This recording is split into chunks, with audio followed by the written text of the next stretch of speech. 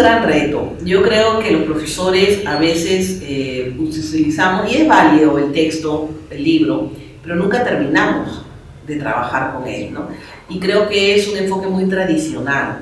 El niño ahora no es el niño de la época de repente de mi generación o otra generación pasada. El niño es un niño activo y tú tienes que tener una serie, una batería de materiales, de ideas para motivar tu aprendizaje. Así, según el cono de Dale, ¿no? Que es una persona que aporta acerca de la clasificación, pues tenemos materiales audiovisuales, tenemos materiales impresos, escritos, ¿no? Tenemos materiales, por ejemplo, tangibles, ¿no? Entonces, saber elegir esos materiales que son valiosos de acuerdo a la edad y de acuerdo al grupo, ¿no? Si yo veo que un material no funciona con un salón, porque de repente es un salón más pasivo, ¿no? Y hay otro que es un salón más activo, pues entonces tengo que manejar ese criterio de selección, ¿no? Ahora, los materiales los podemos clasificar si lo vamos a usar para motivarlos a los niños, si lo vamos a usar de repente en la fase de aprehensión, para hacer generalización, transferencia, y si vamos a usarlo para evaluar también. No toda prueba tiene que ser escrita, ¿no? Y no todo niño a veces tiene miedo que vamos a tomar un examen y que tiene que ser pues de manera formal y en una hoja de papel, ¿no? Sino también puede haber otras formas de evaluar a través de estos materiales que nosotros podamos crear. Lo más difícil a veces, creo yo, es sentarnos a hacerlo, pero si trabajamos de forma interdisciplinaria es más válido. Somos una cultura ancestral que ha trabajado de manera comunitaria. Esto no podemos dejar ese legado, ¿no? Y si trabajamos de repente con las otras áreas para formular las propuestas, ¿no? Va a ser más valioso porque el aprendizaje es un aprendizaje global, no es un aprendizaje parcializado de acuerdo a cada una de las líneas o áreas de trabajo, ¿no?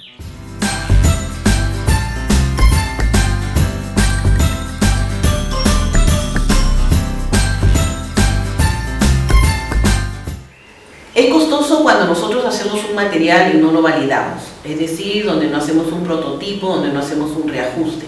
¿Por qué? Porque si el material lo queremos ejecutar y no hemos hecho los pasos que se tienen que tomar en cuenta, pues hay que volver a hacerlo, entonces hay que volver a gastar, ¿no? Entonces, por ejemplo, si hacemos un material, hay que considerar el tipo de elementos que vamos a usar, si va a ser un material que va de continuo uso, ¿no?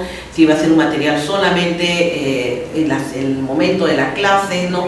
Si va a ser un material, por ejemplo, de repente usando, yo creo que eso es válido, material de reciclaje, que todos los niños pueden colaborar, ¿no? Entonces, de repente ver qué materiales tienen los niños para aportar, ¿no? Yo creo que también es importante, así como los saberes previos, que los niños te cuenten qué tienen en su casa. Y de repente un video, pueden tener una infografía, pueden tener un mapa, pueden tener un cerámico, como ellos traen, nosotros tenemos que crear las estrategias para utilizar esos materiales, ¿no?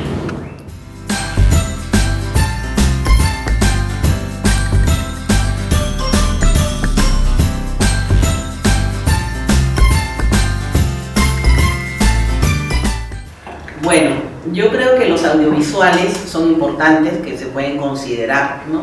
Si tenemos obviamente esas condiciones.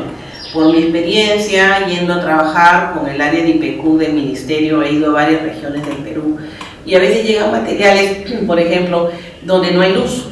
Entonces, ¿cómo vas a trabajar en un lugar que no tienes la infraestructura que sea necesaria? Pero también me he sorprendido con materiales que los profesores han elaborado con semillas, con las cosas que encuentran en su vida diaria. Hay una capacidad muy importante de un maestro acá en el Perú, que somos creativos, somos muy imaginativos también.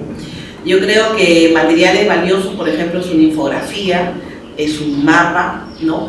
Por ejemplo, hemos desarrollado un curso acá en la universidad hace una semana de materiales educativos aplicados a museos y hemos hecho mapas, por ejemplo, de modelado, ¿no?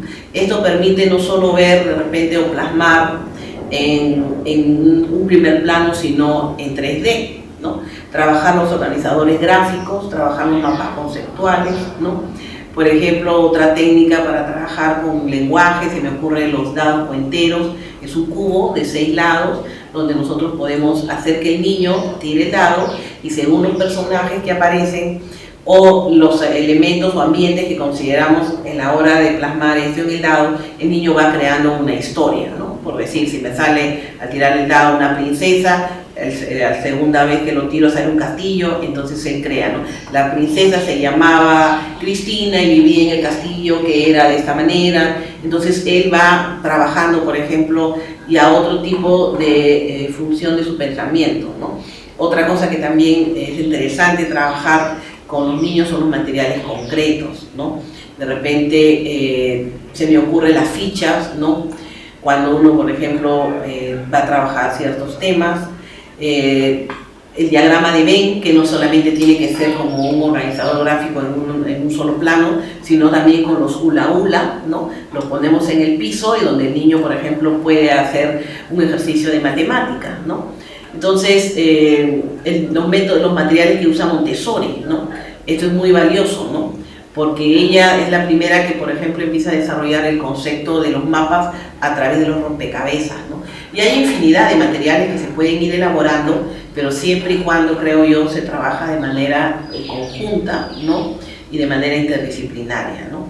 Yo creo que es importante rescatar que todos los profesores pueden aportar, pero también los padres de familia pueden apoyar para crear y tener un banco de materiales, ¿no?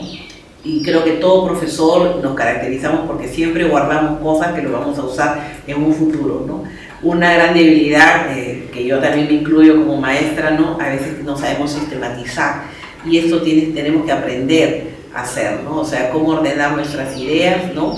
Y de qué manera podemos plasmar esa idea ya en un material concreto, ¿no?